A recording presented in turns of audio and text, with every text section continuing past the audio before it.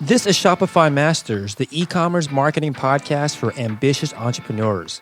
It's powered by Shopify, the easiest way to sell online, in person, and anywhere in between. To start your free 14-day trial, visit shopify.com.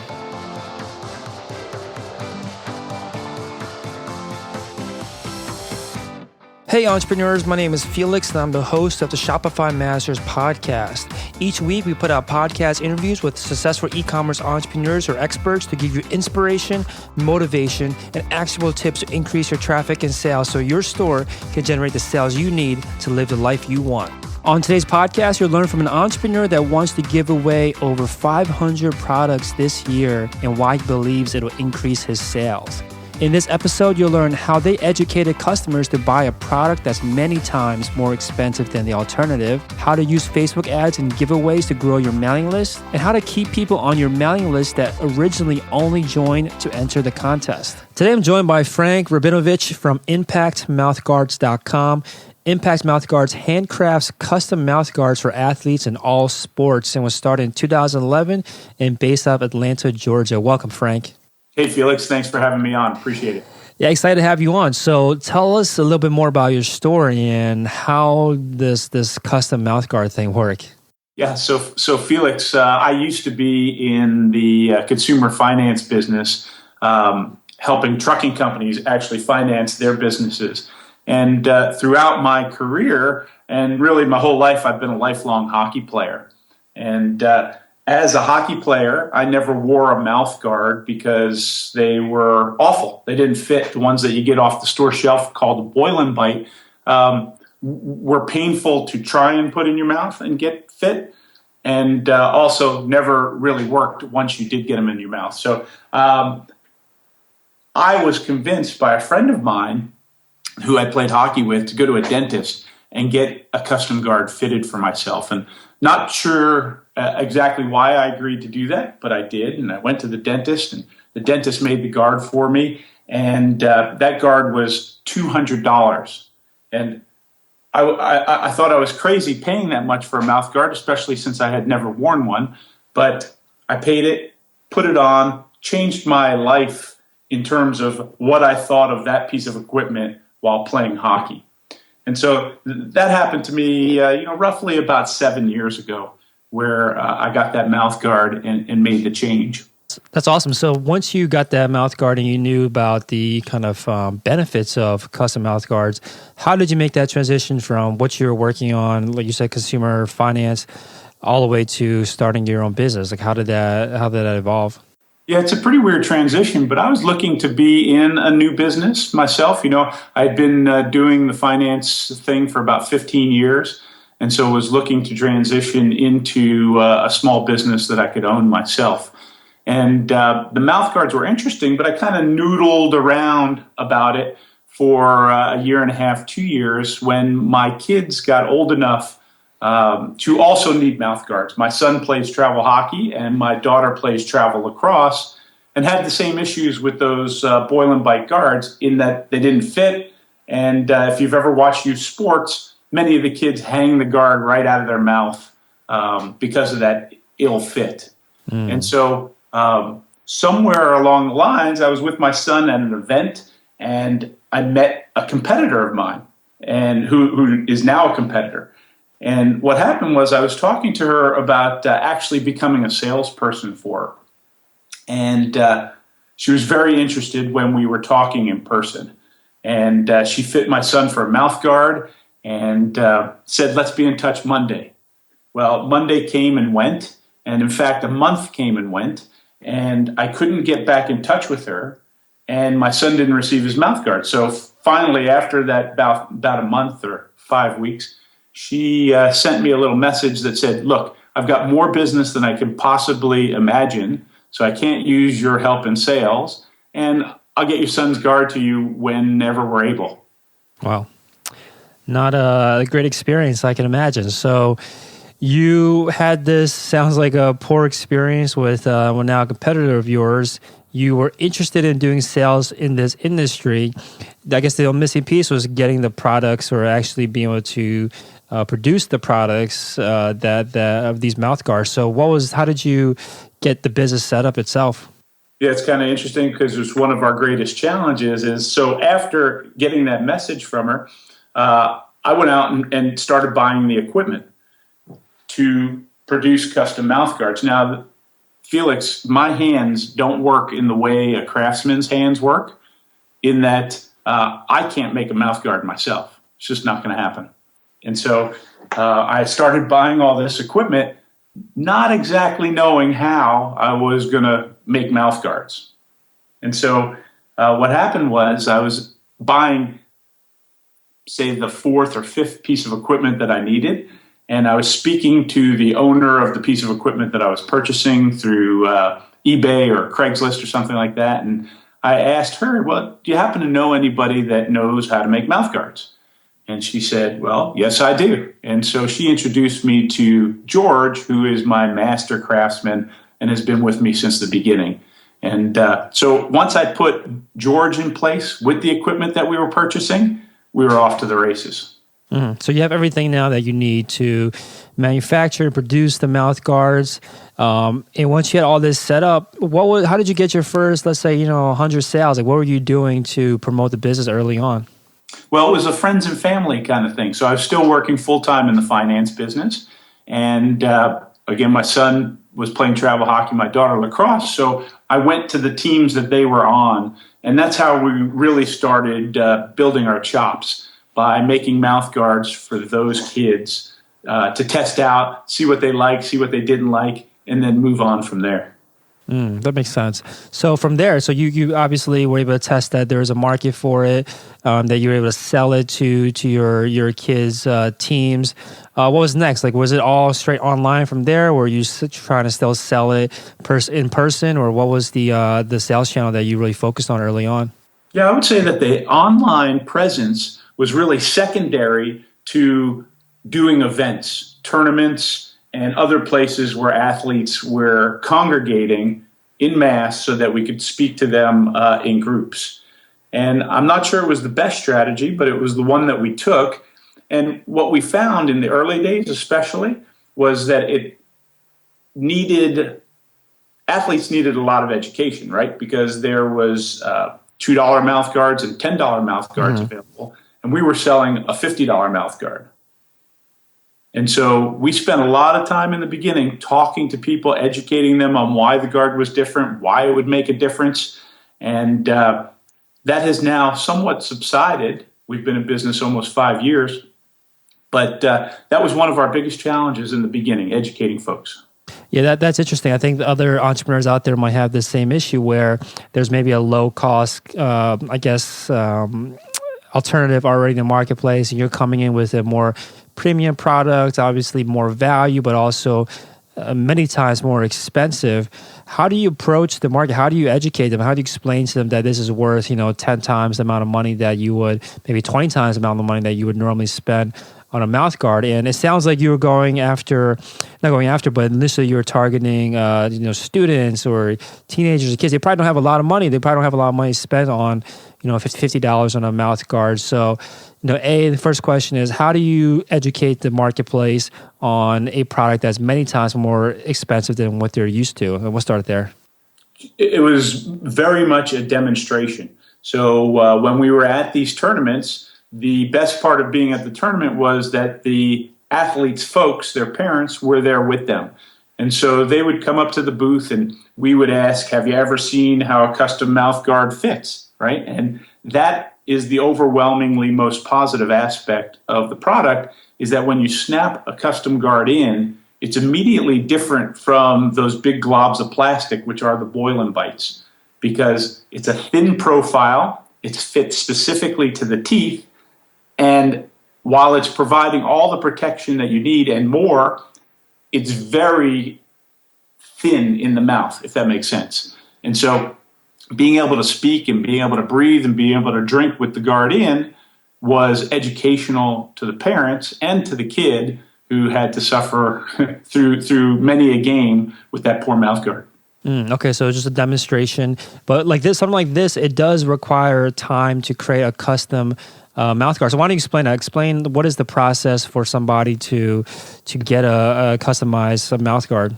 Right. So when we're on site, we help athletes take impressions of their teeth, which we then take back to our lab and pour a model of their mouth. And then with high heat and pressure, we press a guard into the dentition of their teeth, so the cracks and crevices of their teeth, so it gets that nice tight fit. And then our craftsmen hand cut the guard to the gum line that's presented by that person. And so these are really specifically made for each individual. So how do you do something like that when it's in person? I like this product where it requires customization, there's some lag time, for lack of a better word, to get the customization in place. How do you demonstrate that? Because the value that you're offering is that this mouth guard is not just something you buy in a store; it's a very customized piece. So the customization is the part that they're really paying extra for. So how do you demonstrate the customization when you have to be live at an event?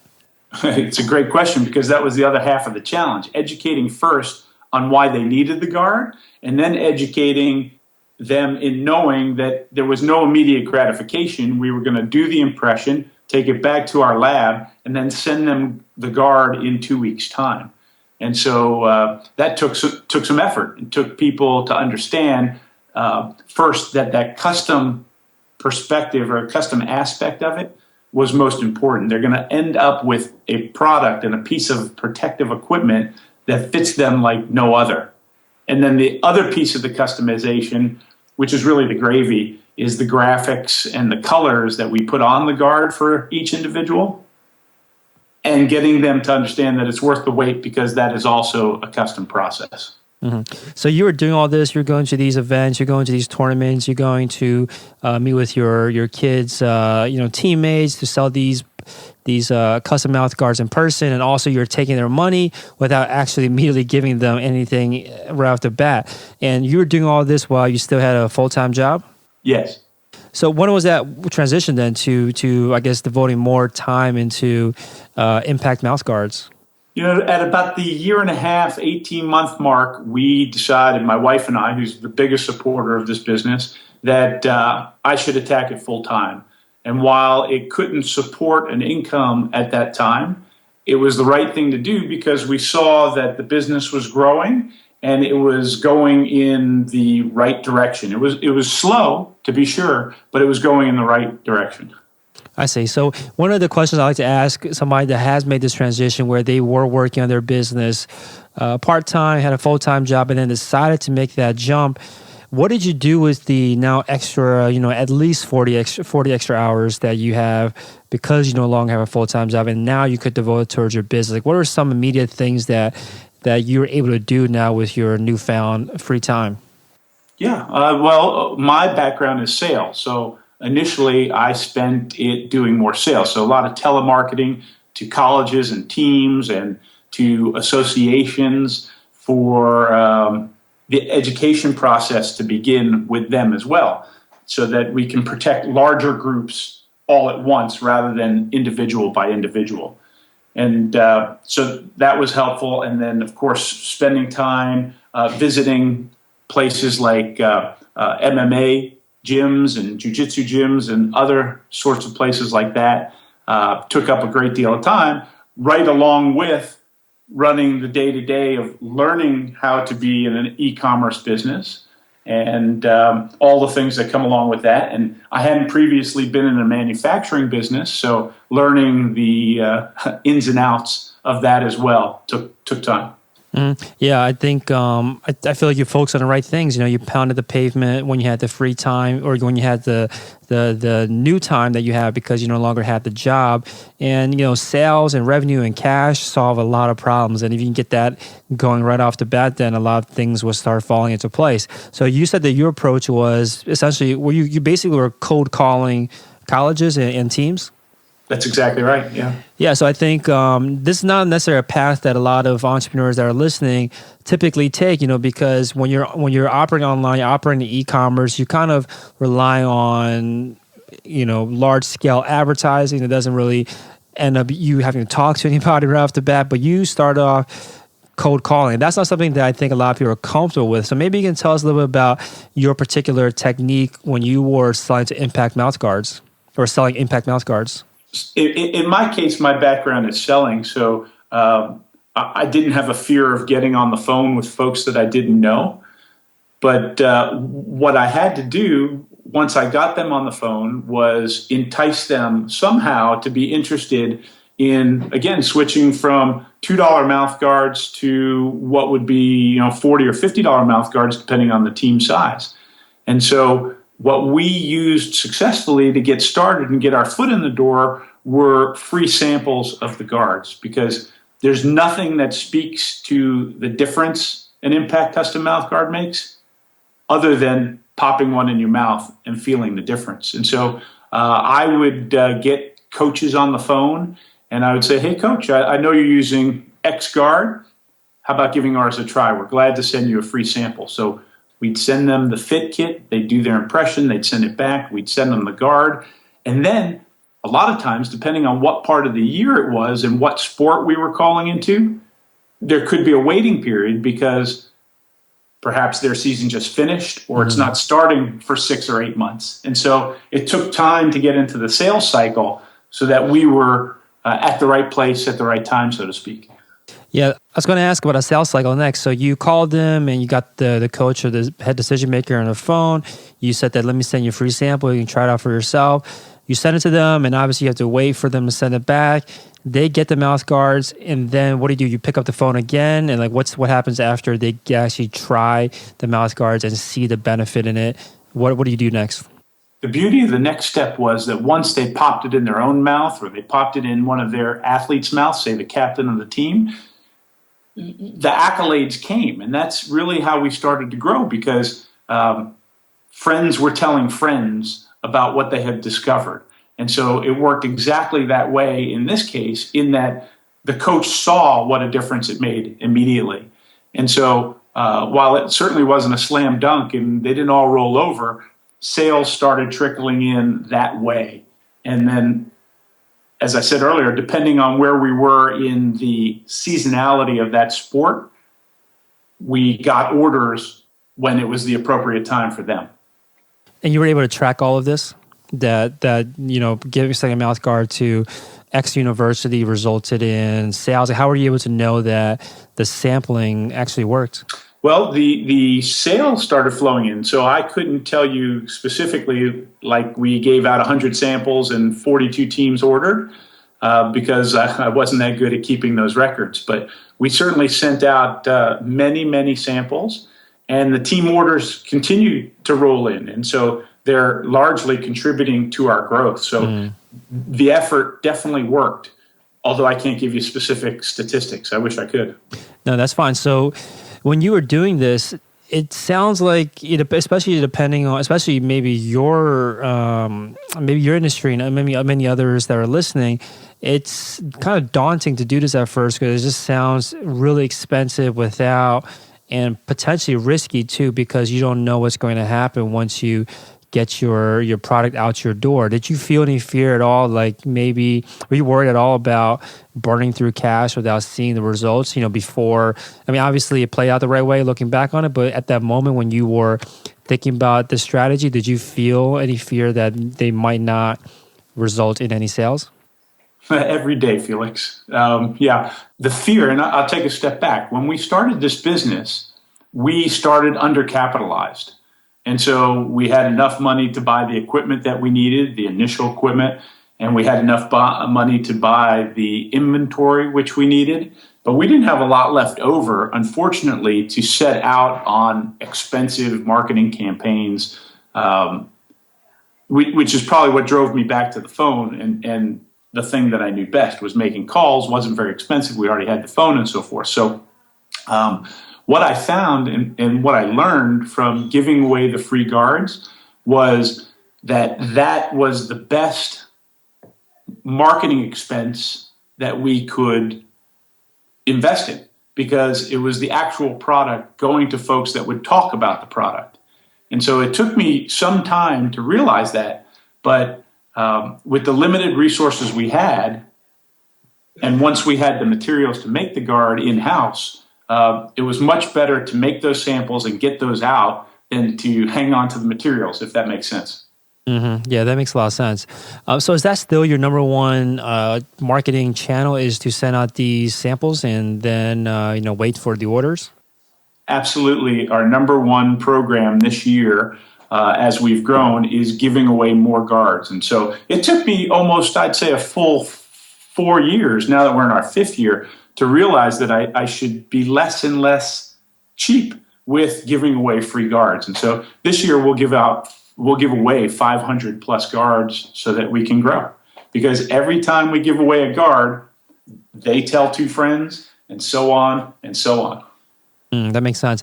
So how do you determine who should be getting these guards? I know initially you said that you're cold calling and reaching out to organizations and teams. That makes a lot of sense, because all you need is, the coach to determine that, hey, this is a great product for you to get an order for the entire team. But are you still going after large teams, organizations, or are you going into individuals? Like, how do you decide who to target with these free samples?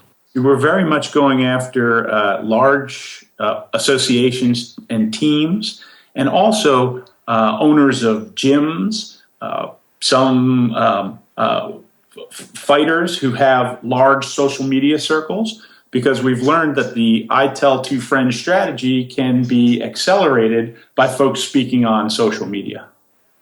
So you're targeting influencers as well, getting them free samples. And do you usually have to pitch them on getting this free sample, or is it pretty easy for them to say, yes, send me a free sample?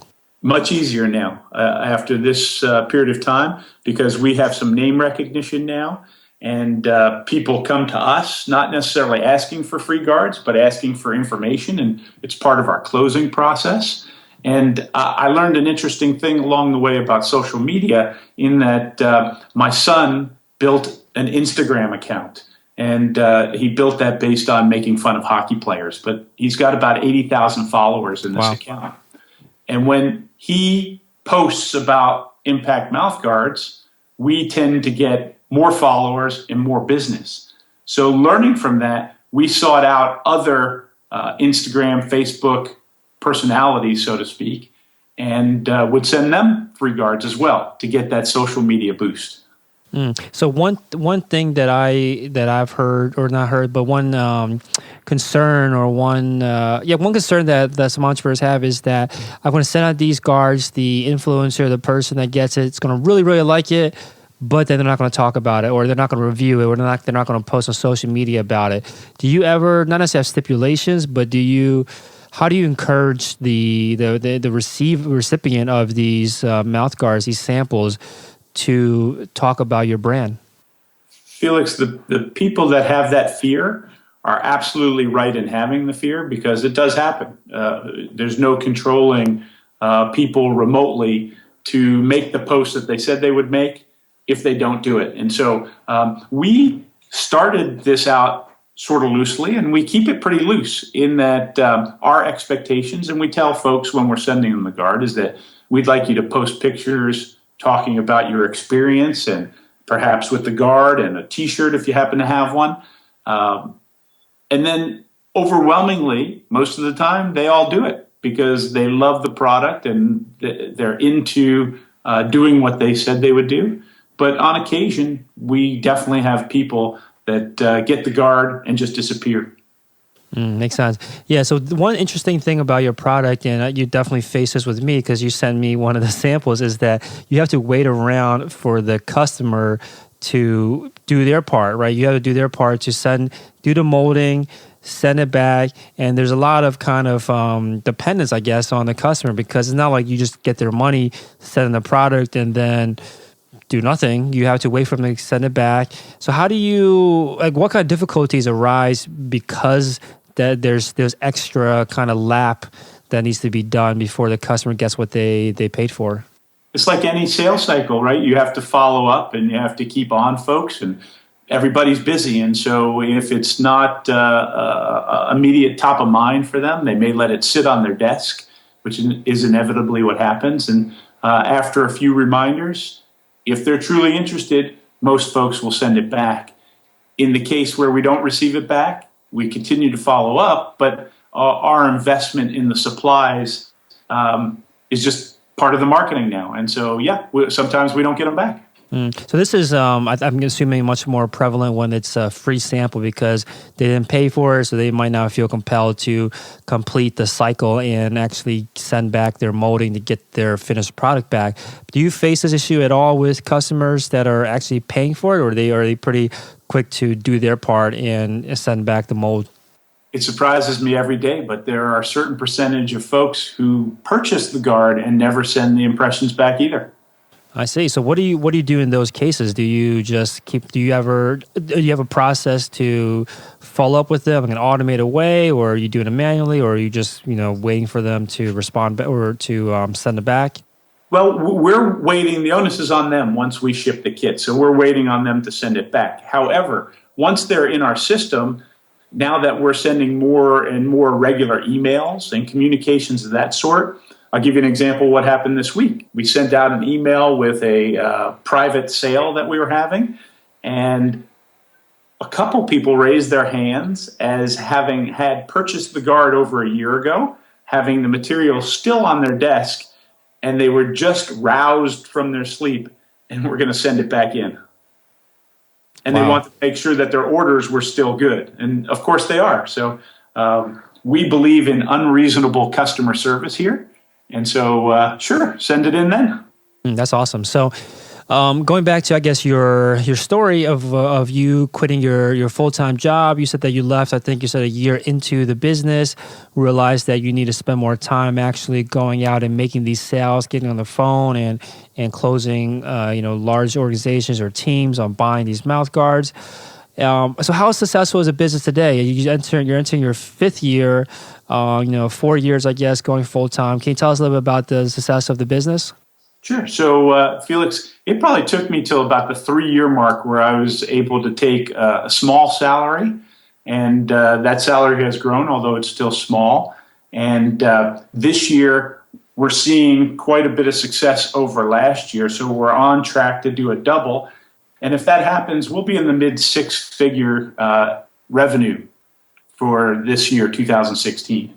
Mm-hmm. And the business, how do you run it? Is there a team of people that does this, or is it just you alone? Like, what is the who's behind Impact Mouth Guards? Yeah, so here in our office in Atlanta, we have a manufacturing lab, and so I've got 8 mostly part-time folks that are here in every capacity, from customer service to manufacturing. So George, our master craftsman, is still with us, and we've built a team of folks around him because with hundreds and hundreds of guards coming in, it takes a process. Okay. So what do you spend what's your day-to-day like? So you have 8 people working on customer service or manufacturing the mouth guards. How do you spend your days? I spend my days struggling to get more time to focus on sales because I'm involved still with the day-to-day business and making sure things are running smoothly, and customer service as well. But my focus is definitely on growing the business. So I'm looking to how we leverage social media and apps and email and so forth to get our word out to more and more folks. Mm-hmm. So what's the main kind of marketing channel that you want to focus on this year? We're spending a lot of time, as I said, giving away free guards, but building our email list and building our social media followings. I'd like to triple my email list. We're currently at about 6,500 names. So by year's end, I'd like to triple that if I'm able to, and really focus in more on email marketing in particular. Mm-hmm. What are you doing to grow this list? Like, what's been most effective for you? We just started implementing Facebook ads and contests and things like that to give away some more free guards, but to collect email addresses because what I've learned from folks like yourself and others is that it's the thing you have real ownership in over having a social media like. That email is a much more successful tool, I believe. Yeah, I say this all the time, is that nobody ever really changes their emails ever, but people move off of platforms, the platforms die every few years, and email has been around, for 20, 25 years, and it hasn't shown any signs of going away. So it's still a platform, but it's the platform that's proven to be around the longest. So I'd highly recommend anybody, if you have traffic or you have followers on any social media, that's great, and you should definitely be out there with that kind of exposure. But at the end of the day, always try to drive them back into something you control, which is your email list. So you said Facebook ads is a way that you've been using to grow that email list. Can you tell us a little bit about that? Like, what does the ad say? Where does it drive the visitor to? Yeah, we're very much in experimenting stage now and learning how it works. But our business lends itself very well to segmentation because you have hockey players and football players and lacrosse players and so forth. And so we're working on finding our audiences within Facebook for each of those sports and then sending the message to them. And so we currently have ads that are remarketing for visitors that come to the website. We're doing that as well as targeting them directly. But many of those ads currently, which we're now converting, have been focused on getting folks to the website rather than getting emails. And so our new contest type ads are meant specifically to bring in the email address. And so we've set up some sales funnels, and we use lead pages to click through to and capture that information. I see. So these contests, you're advertising the contest through Facebook ads as well? That's right. And so these people are getting these ads to say, enter this contest for a mouth guard giveaway. They click on the ad, it takes them to a landing page that then requires them to put in their email address in order to enter the contest. Is that how it works? That's right. Exactly right. Awesome. So how many, iterations have you gone through with this giveaway, and what have been the results? I'd say we're in our 1.5 second round, say, of those ads. And we've generated hundreds of emails. And so we're just honing in on how to goose it, so to speak, right? Because it's very much a learning process for me. And so while I don't think I speak very eloquently about it, I'm learning quickly. Yeah, it's one of those things that once you're able to get the cost down, it's very scalable. Just kind of figure out what works and scale it up, because the ads would probably be the most costly piece of it, but the giveaways probably don't cost nearly as much, because you're giving away like one for every however many number of email signups. So once you get these emails, these people on your email list, what are you sending them? Like what kind of information or what kind of emails are you sending to the people on your list? Yeah, we're sending them our story. We're sending them a bit of educational material.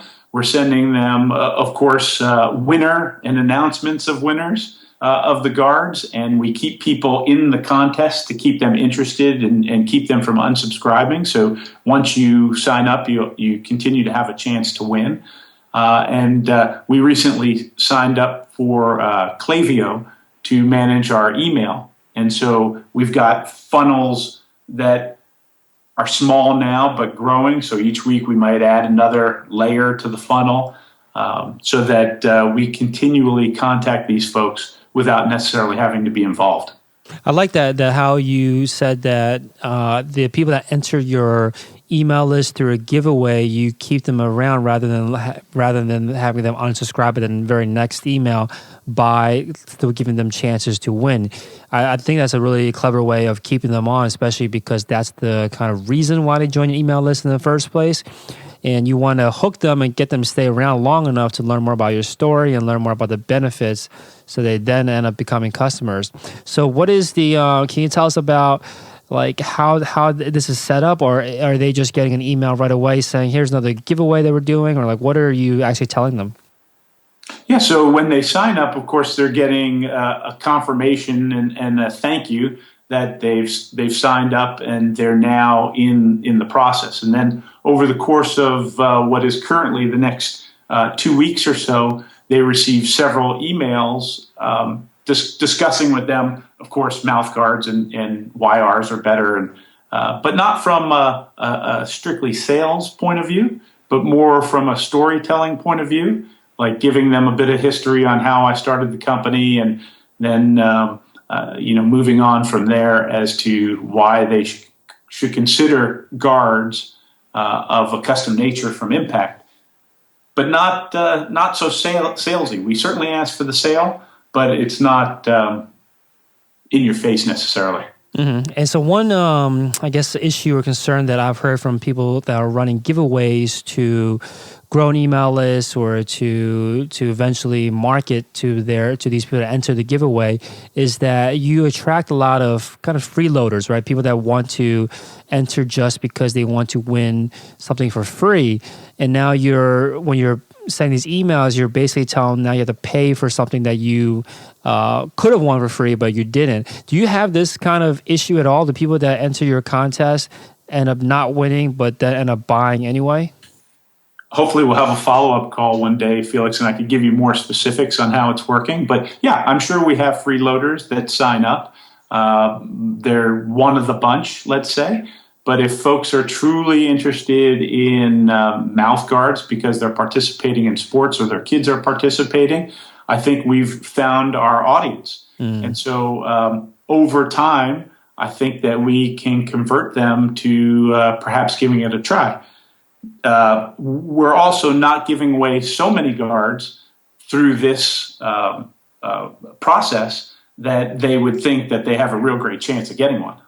Yeah, and I think it's important to note that you spend a lot of time in your emails, like you're saying, not actually pitching, but telling a story and actually getting them engrossed into your world and how you got started. Because if you were to have a contest that requires email sign up, someone enters the contest, you get their email, and then the very next email you send them is pitching them on, hey, buy this, mouth guard that you could have gotten for free by winning.